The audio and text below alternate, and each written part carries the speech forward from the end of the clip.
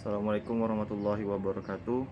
Perkenalkan, nama saya Vigo Pratama Melko dengan NIM 701230385 dengan dosen pengampu Heru Kurniawan MKom.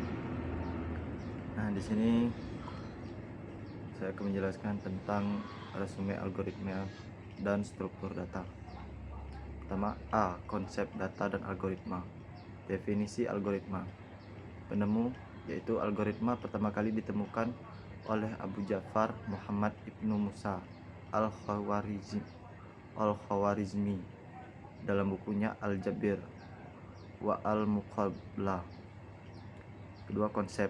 Algoritma adalah metode pemrograman yang terdiri dari serangkaian langkah berurutan yang dilakukan oleh komputer untuk menyelesaikan suatu masalah. Ciri-ciri algoritma menurut ahli. Yang pertama, Seymour Lipkus PhD, urutan cara yang terhingga untuk menyelesaikan permasalahan dengan arahan yang jelas. Yang kedua, David Bolton, gambaran langkah-langkah untuk memperoleh keberhasilan hasil. Yang ketiga, Andrei Andreevich Markov, serangkaian langkah mudah untuk memperoleh keputusan komputasi data. Yang keempat, Stone dan Knuth, serangkaian aturan yang menyatakan urutan operasi yang efektif dalam waktu yang terbatas. Yang kelima atau yang terakhir, Minsky, seperangkat aturan yang memberitahukan cara bertindak dari waktu ke waktu. Sejarah algoritma. Asal-usulnya yaitu tradisi matematika India sudah menggunakan algoritma sejak beberapa abad sebelum Masehi, termasuk dalam Sulba Sastra dan teks-teks dari sekolah Kerala. Perkembangan modern. Konsep algoritma modern mulai diformalkan pada tahun 1928 oleh David Hilbert dengan Einstein-Dung-Problem. Formalisasi lebih lanjut dilakukan oleh Gödel, Herbert Kenne, Alonzo Church, Emil Post, dan Alan Turing antara tahun 1930 hingga 1939. Algoritma dalam kehidupan sehari-hari. Nah, contoh algoritma dalam sehari-hari itu yaitu memasak mie instan, meliputi memanaskan air, membuka pembungkus, memasak mie, menambahkan bumbu, dan menyajikan. Nah, sifat ciri atau karakteristik algoritma. Karakteristik algoritma yaitu menerima beberapa masukan, memproses input secara berurutan. Yang ketiga, setiap langkah didefinisikan dengan jelas, sederhana, dan efektif. Nah, yang yaitu ciri-ciri algoritma. Ciri-ciri algoritma yang pertama, presis atau akurat. Yang kedua, efektif atau fakta. Yang ketiga, hasil akurat. Yang keempat, langkah terbatas dan pasti. Yang kelima, harus terminate. Struktur dasar algoritma yaitu untuk struktur dasarnya, yang pertama runtutan atau sequence. Yang kedua, pemilihan selection. Yang ketiga, pengulangan atau reception. Data dan struktur. Jenis-jenis data ada dua, yaitu jenis data primitif dan campuran. Untuk data primitif yaitu integer, real, boolean, dan karakter. Untuk data campuran yaitu ada string. Tipe data dalam pemrograman. Nah, tipe data dalam pemrograman ada tiga, yaitu sederhana, terstruktur, pointer. Selanjutnya ada asosiasi antara algoritma dan struktur data. Algoritma atau urutan langkah untuk menyelesaikan masalah pemrograman. Untuk struktur data, mengorganisasikan data agar implementasi dan pemeliharaan logika program lebih terstruktur. Nah, untuk langkah pembuatan program, yang pertama ada mendefinisikan permasalahan. Yang kedua, membuat rumusan algoritma. Yang ketiga, implementasi dan coding. Dan yang terakhir ada testing dan dokumentasi. Tipe data dalam pemrograman. Jenis-jenis tipe data ada 4. Yang pertama sederhana, kedua string, 3 struktur, yang keempat pointer. Nah, sederhana ini yaitu tipe ordinal, yaitu integer, sorting, login, boolean, char, byte, dan tipe real. Untuk string yaitu data yang berisikan sederetan karakter. Nah, untuk struktur yaitu larik atau array, rekaman atau record, himpunan, dan berkas. Nah, untuk pointer yaitu tipe data yang menunjuk ke lokasi lain dalam memori. Yang B, IPO, Descriptive Flowchart, dan pseudocode konsep lengkap model IPO atau Input Process Output. Nah, pertama ada komponen model IPO. Pertama, input. Input adalah semua elemen yang dimasukkan ke dalam sistem. Input bisa berupa data mentah, informasi, bahan baku, atau instruksi. Nah, input juga terbagi menjadi dua, yaitu input manual dan input otomatis. Yang kedua, proses. Proses adalah tahap di mana sistem mengolah input untuk menghasilkan output. Yang ketiga, output. Output adalah hasil akhir yang dihasilkan setelah proses selesai. Output ini biasa berupa produk jadi, informasi yang ditampilkan, laporan, atau tindakan yang dilakukan oleh sistem. 2. Contoh implementasi IPO dalam berbagai bidang. Yang pertama, bidang teknologi informasi. Contohnya yaitu sistem komputer. Yang kedua, aplikasi media sosial. Kedua, bidang manufaktur. Ketiga, bidang pendidikan. Dan keempat, bidang sistem IoT atau Internet of Things. 3. Proses pengolahan data dalam model IPO. Ada 5 langkah yaitu pengumpulan data, pembersihan data, transformasi data, pemrosesan data, dan penyajian hasil. Yang keempat, penerapan IPO dalam algoritma komputasi. Nah, sini ada algoritma sorting atau pengurutan. Yang kedua, sistem pencarian informasi. Yang ketiga, kecerdasan buatan.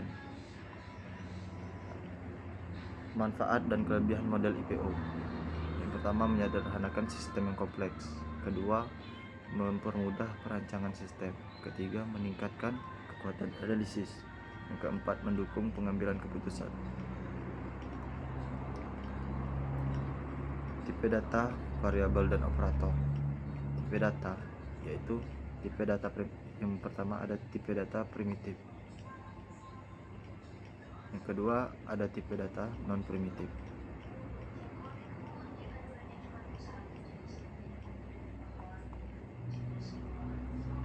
Tiga, ada tipe data abstrak.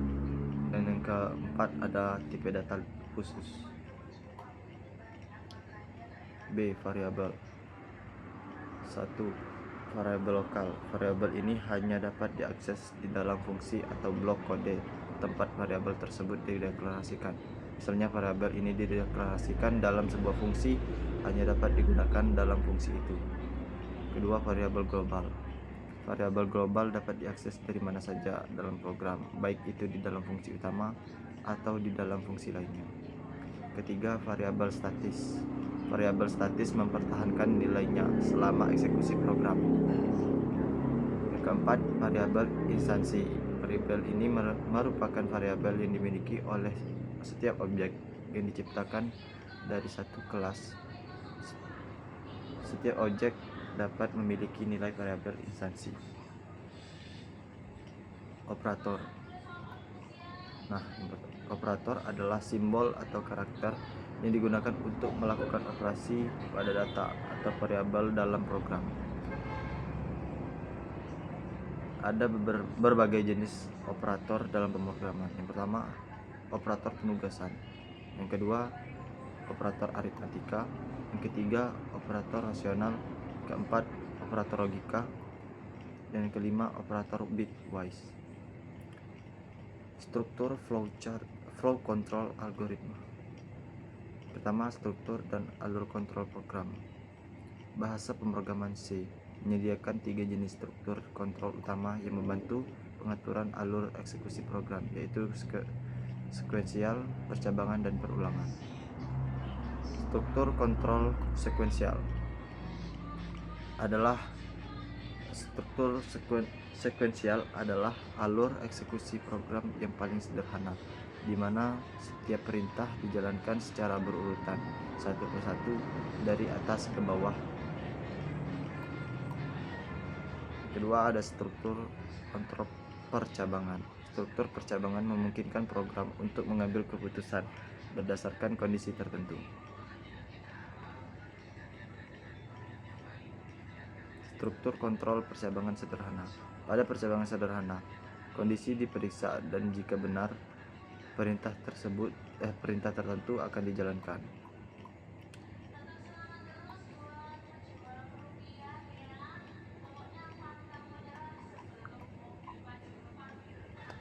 Struktur kontrol percabangan kompleks. Kadang-kadang kondisi yang harus diperiksa lebih dari satu, atau pilihan yang harus dipilih lebih dari 2. Untuk ini, if bertingkat digunakan yang memungkinkan pemilihan kondisi lebih banyak secara berurutan. Contoh pemrograman if bertingkat untuk kalkulator sederhana atau pemilihan harga diskon. Struktur kontrol dengan perintah switch. Perintah switch adalah alternatif dari if else untuk memilih antara beberapa kondisi yang lebih kompleks. Switch sangat efisien bila ada banyak pilihan yang harus dibandingkan dengan sebuah nilai. Struktur kontrol perulangan. Jenis-jenis struktur kontrol perulangan. Yang pertama ada while, yang kedua do while, dan yang ketiga for. Perintah break dan continue. Break perintah ini digunakan untuk menghentikan perulangan saat kondisi tertentu terpenuhi, misalnya saat sebuah input memenuhi kriteria tertentu. Kedua, continue. Perintah ini digunakan untuk melewati literasi tertentu dalam perulangan dan langsung melanjutkan ke literasi berikutnya tanpa mengeksekusi perintah yang ada setelahnya. Selanjutnya ada array dan record. Pengertian dan keperluan struktur data. Definisi. Struktur data adalah metode pengorganisasian dan pengelolaan data untuk mempermudah penyimpanan, akses, dan manipulasi secara efisien. Contoh struktur data meliputi array, linked list, stack, queue, tree, dan graph. Keperluan struktur data yaitu efisiensi penyimpanan, kedua akses cepat, ketiga pengolahan data kompleks, dan keempat performa yang lebih baik. Definisi array adalah struktur data berbentuk kumpulan elemen yang memiliki tipe data yang sama dan disimpan di lokasi memori yang berurutan. Elemen diakses menggunakan indeks numerik. Karakteristik array itu indeksnya dimulai dari 0 hingga di mana n dalam jumlah elemen. Ukuran tetap tidak dapat diubah setelah dideklarasi kecuali di bahasa tertentu seperti Python dan JavaScript. Homogen, semua elemen memiliki tipe data yang sama. Fungsi array yaitu mengorganisasi data dalam urutan tertentu, menyediakan dasar bagi struktur data lain seperti matriks, array dua dimensi, implementasi array di berbagai bahasa pemrograman. Untuk C++, array dideklarasikan dengan ukuran tetap. Kalau untuk Python, menggunakan list untuk menyimpan elemen yang mirip array tetapi fleksibel dalam ukuran. Kalau untuk Java, array memiliki ukuran tetap seperti C++. Kalau di JavaScript, array adalah tipe data dinamis. Kalau di Cekres, array statis dengan sintaks mirip Java. Operasi pada array, traversal, mengakses setiap elemen dalam array. Yang kedua, insertion, menambahkan elemen ke array. Operasi ini sering memerlukan pergeseran elemen lain. Yang ketiga, deletion, menghapus elemen di array dan menggeser elemen lain untuk mengisi celah. Keempat, ada search, linear search, pencarian elemen dengan memeriksa satu persatu. Kalau binary search, pencarian elemen pada array yang terurut. Kelima, sorting. Ada 3 sort di sini, yaitu bubble sort, selection sort, quick sort, dan merge sort. Untuk bubble sort mengurutkan elemen dengan membandingkan pasangan elemen bersebelahan. Kalau untuk selection sort, memilih elemen terkecil atau terbesar untuk diurutkan. Kalau quick sort dan merge sort, yaitu algoritma sorting lebih efisien. Jenis array ada 3, yaitu array 1 dimensi, 2 dimensi, dan 3 dimensi, dan multidimensi.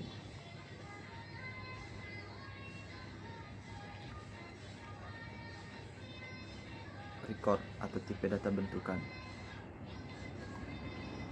Definisi record adalah struktur data yang menghubungkan beberapa elemen data dengan tipe berbeda dalam satu unit. Ini memungkinkan penyimpanan data yang lebih kompleks. Implementasi di berbagai bahasa. Yang pertama Pascal, kedua C++, ketiga Python. Aplikasi array dalam pemrograman. Pemrosesan data,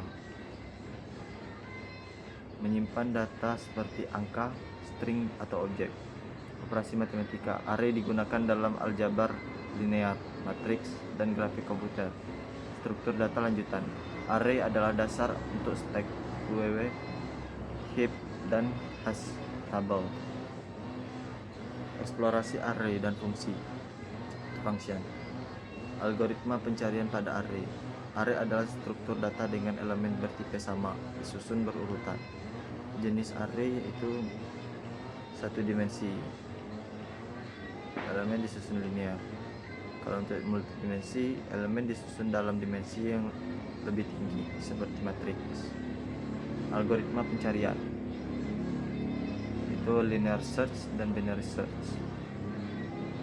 Implementasi pencarian dalam Python. Kalau untuk linear search, yaitu Python didefinisikan pencarian linear, dan binary search, Python didefinisikan pencarian algoritma pengurutan pada array.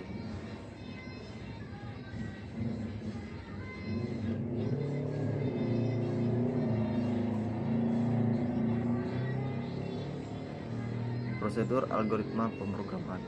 Subprogram atau modular. Dalam pengembangan perangkat lunak, program sederhana dapat ditulis sebagai satu kesatuan kode tunggal atau main program. Namun, ketika sebuah program dirancang untuk menyelesaikan masalah yang kompleks, kode program menjadi sangat panjang dan sulit dipahami. Hal ini menimbulkan tantangan besar seperti sulitnya melakukan debug atau menemukan dan memperbaiki kesalahan, dan pemanfaatan ulang kode program. Oleh karena itu, pendekatan modular menjadi sangat penting.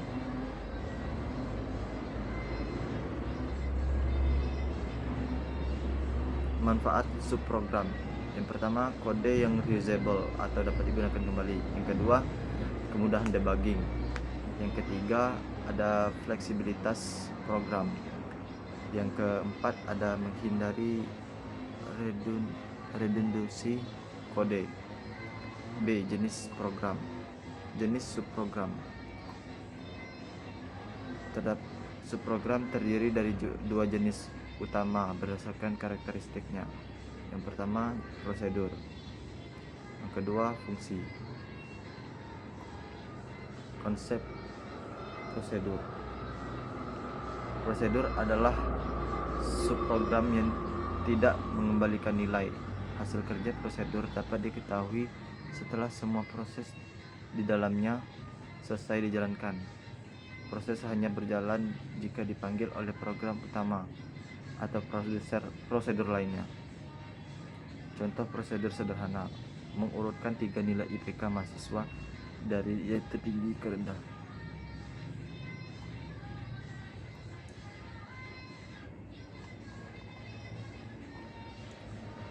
Penggunaan parameter dalam prosedur. Parameter memungkinkan pertukaran data antara program utama dan subprogram. Terdapat 2 jenis parameter, yaitu parameter aktual dan parameter formal.